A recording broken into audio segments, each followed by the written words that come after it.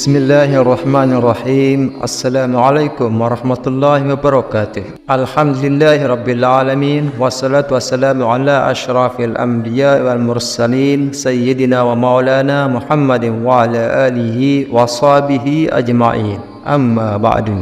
Sebelumnya saya doakan semoga kita semua berada dalam naungan dan bimbingan dari Allah Subhanahu wa taala, senantiasa dalam naungan ridhonya, sehingga kita termasuk dari golongan hamba Allah yang beriman dan bertakwa hingga akhir hayat, dan tentunya mendapat husnul khotimah. Amin ya rabbal alamin. Sahabat beriman yang dirahmati Allah, keberadaan jin sebagai makhluk ciptaan Allah tidak berbeda jauh dengan manusia. Golongan mereka sangat beragam. Ada yang muslim, ada juga yang kafir.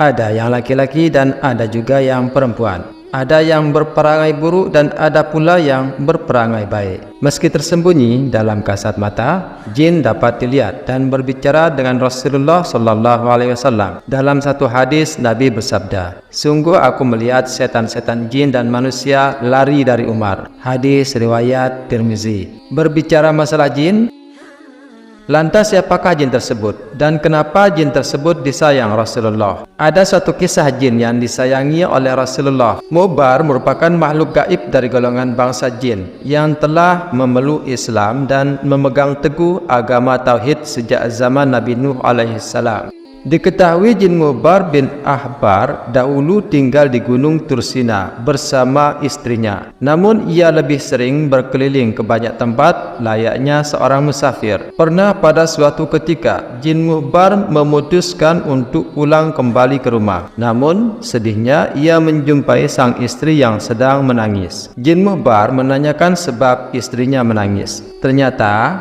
penyebab istrinya menangis adalah karena ada salah satu jin kafir bernama Musafir yang telah menjelek-jelekkan Nabi Muhammad sallallahu alaihi wasallam. Beberapa waktu sebelumnya memang telah terjadi peristiwa menggemparkan di kota Mekah karena berhala milik Walid bin Mughairah bisa berbicara. Walid merupakan seorang pembesar kafir Quraisy saat itu. Peristiwa itu berawal saat kaum Quraisy ingin menyatukan pendapat dalam menyikapi dakwah Nabi, terutama menjelang dimulainya musim haji. Kala itu mereka menolak dakwah dan ajakan Nabi Muhammad sallallahu alaihi wasallam untuk bertauhid. Berbagai isu pun muncul seperti menyatakan kalau Rasulullah sallallahu alaihi wasallam adalah dukun, kalau Rasulullah adalah penyair, penyihir, pengacau, provokator, radikal, anti kebinekaan, orang sinting, dan berbagai usulan lain. Walid menolak semua isu itu karena semua itu sangat jauh dengan kenyataan yang ada pada pribadi dan perilaku Nabi Muhammad sallallahu alaihi wasallam. Ketika kaum Quraisy meminta usulan dari Walid, ia meminta waktu 3 hari untuk memikirkan jawabannya. Dalam waktu 3 hari tersebut, Walid bin Mughairah melakukan penyembahan kepada berhalanya yang bernama Hubal.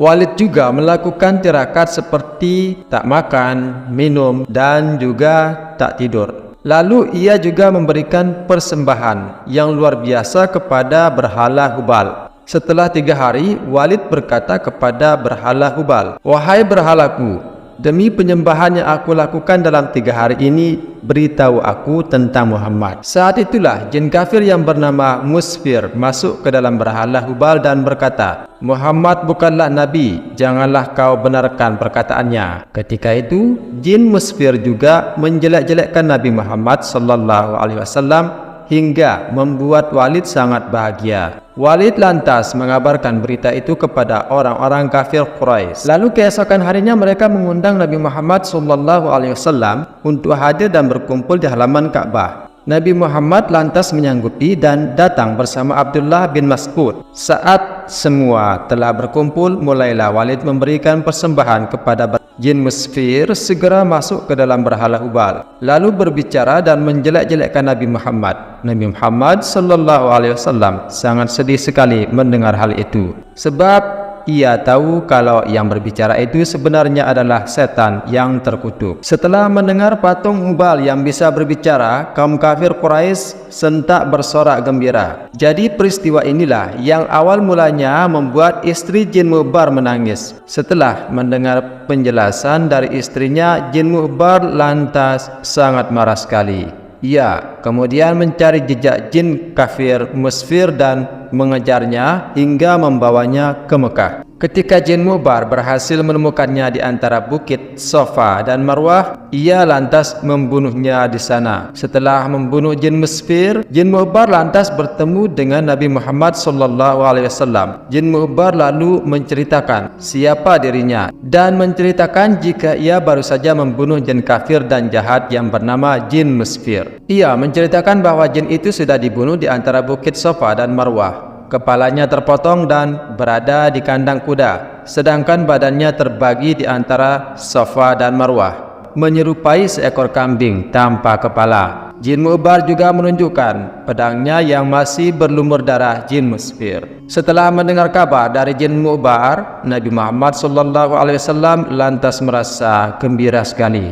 Nabi lantas mendoakan kebaikan kepada Jin Muhbar. Jin Muhbar lalu ingin mengejek-ejek berhala orang-orang kafir Quraisy, sebagaimana mereka telah mengejek-ejek Nabi Muhammad SAW. Pada kesempatan selanjutnya, orang-orang kafir Quraisy kembali mengundang Nabi Muhammad di pertemuan keesokan harinya. Saat hari yang telah ditentukan telah tiba, Nabi Muhammad SAW hadir dan mendapati orang kafir tengah sibuk menghiasi berhala Hubal dengan perhiasan dan sesembahan. Orang kafir Quraisy kemudian meminta berhala Hubal untuk mengejek Nabi Muhammad SAW kembali. Saat itulah Jin Muhbar lantas masuk ke dalam berhala Hubal dan mengeluarkan perkataan yang sangat mengagetkan kaum kafir Quraisy. Patung berhala Hubal itu berkata, "Wahai penduduk Mekah, ketahuilah bahwa Muhammad ini adalah Nabi yang hak, agamanya benar, ia mengajak kepada jalan yang benar. Kalian semua dan berhala-berhala kalian ini tidak ada gunanya. Jika kalian tidak membenarkan dan mengimaninya, maka kalian akan berada di neraka jahanam dan kekal di dalamnya. Ikutilah Muhammad, ia adalah Nabi Allah dan makhluk terbaiknya." Setelah mendengar perkataan aneh dari berhala Hubal itu, Abu Jahal lantas bangkit dan membanting patung berhala itu ke tanah sampai pecah berkeping-keping. Setelah melihat hal itu, Nabi Muhammad SAW lantas pulang dengan hati yang gembira. Atas perjuangan Jin Muhbar, Nabi Muhammad SAW memberikan nama baru kepada Jin Muhbar, yaitu dengan nama Abdullah bin Abhar. Jin Muhbar ini lantas sangat gembira sekali atas pemberian nama baru oleh Nabi Muhammad SAW tersebut. Ia bahkan menyandungkan syair dan membanggakan nama barunya dan perjuangannya dalam membela Nabi Muhammad SAW. Wallahu a'lam bishawab. Demikian, semoga video ini bermanfaat. Akhirul kalam, wassalamualaikum warahmatullahi wabarakatuh.